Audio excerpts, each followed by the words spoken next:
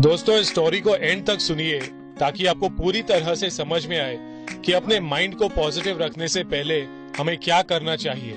एक राजा था जिसके 4 घोड़े थे जो बिल्कुल ही अनट्रेन्ड घोड़े थे। इन घोड़ों को कोई भी ट्रेन नहीं कर पाया।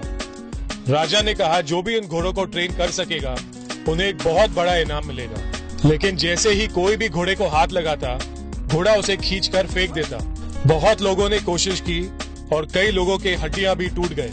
एक दिन एक जवान आदमी आया और उसने कहा मैं इन घोड़ों को ट्रेन कर सकता हूँ। राजा ने उस आदमी से कहा कि बहुत लोगों ने कोशिश की है और उन्होंने अपनी हड्डियां भी तोड़वा दी है, लेकिन कोई भी अब तक सफल नहीं हुआ है उन्हें ट्रेन करने में। उस आदमी ने फिर भी कहा कि मुझे पूरा यकीन है कि मैं इन घोड़ों को ट्रेन कर सकता हूँ। उस आदमी ने कहा लेकिन मेरी एक शर्त है, इन घोड़ों को मैं अपने पास ही रखूंगा जब तक ये पूरी तरह से ट्रेन नहीं हो जाते।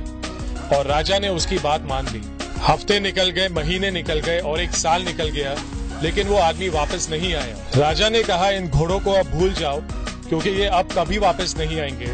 घोड़े अब तक ट्रेनर को शायद छोड़कर भाग चुके होंगे। लेकिन कुछ देर बाद उसने घोड़ों की आवाज सुनी और उसने देखा कि उसके 4 घोड़े शांति से एक ही लाइन में आगे बढ़ रहे थे उस आदमी के साथ। राजा ये देखकर बहुत खुश हुआ कि घोड़े ट्रेन हो चुके हैं और उसने उस आदमी से पूछा, मुझे बताओ तुमने इन्हें ट्रेन कैसे किया और तुमने इतना टाइम क्यों लगाया। उस ट्रेनर ने कहा, घोड़े सच में बहुत ही जंगली थे।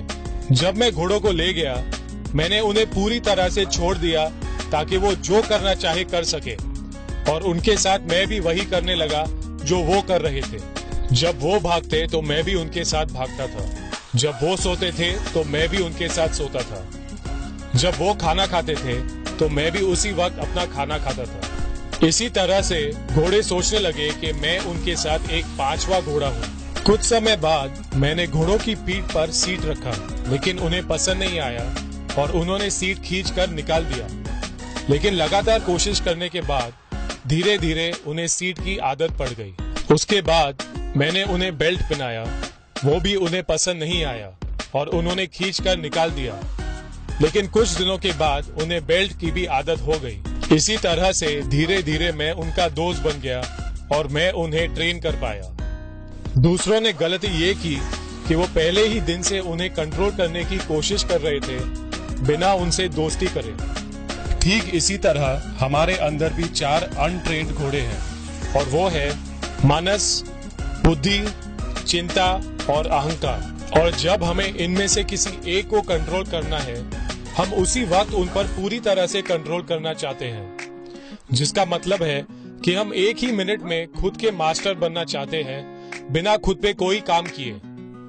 हम इन 4 घोड़ों को बहुत जल्दी कंट्रोल करना चाहते हैं और यही वजह है कि हम अपने आप पे कंट्रोल नहीं कर पाते। इन 4 घोड़ों में से एक घोड़ा हमसे जब भी कहता है आओ बैठकर घोड़सवारी करते हैं, और जैसे ही हम घोड़े पर बैठते हैं घोड़ा हमें गिराकर फेंक देता है। और फिर गिराने के बाद कोई दूसरा घोड़ा फिर से हमसे कहेगा आओ मेरी पीठ पर बैठो, और फिर से हमें गिरा देगा।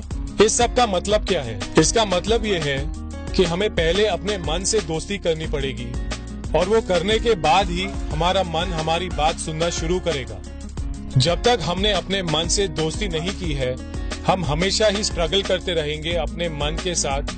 और यही कारण है कि बहुत लोग योगा, प्राणायाम या स्पिरिचुअलिटी में जाकर भी सफल नहीं हुए अपने मन को कंट्रोल करने में, क्योंकि उनका अहंकार उनके मन से दोस्ती पहले करने नहीं देता। तो इसीलिए हमारे जो 4 घोड़े हैं, मनस, बुद्धि, चिंता और अहंकार, हमें उनसे पहले दोस्ती करनी पड़ेगी और उसके बाद ही हम अपने मन के साथ खुश रहना सीख सकेंगे। पॉजिटिव थिंकिंग हमें ये कहता है कि अपने मन से पॉजिटिव बात करो, लेकिन हर किसी के लिए पॉजिटिव थिंकिंग काम नहीं करता है और कभी हम अपने आप को पॉजिटिव थिंकिंग से समझा सके और कभी शायद ना समझा सके। इसकी वजह यही है कि हमने अपने मन से दोस्ती नहीं की है। तो जब आपका मन आपकी बात नहीं माने, उसे पहले अपना दोस्त बनाइए, उसे चाय पिलाइए या आइसक्रीम खिलाइए। कहने का मतलब यही है कि अपने मन से एक दोस्त की तरह बात करिए और फिर आपका मन आपकी बात बेहतर समझने लगेगा। दोस्तों, मैं कोई गुरु नहीं हूँ जिसने ये स्टोरी खुद लिखी है। ये मैंने सुना है स्वामी निरंजनंदा के लेक्चर में, जो मैंने आपके साथ शेयर किया है। उम्मीद है कि आपको ये वीडियो पसंद आया होगा और आप इस कहानी को याद रखेंगे।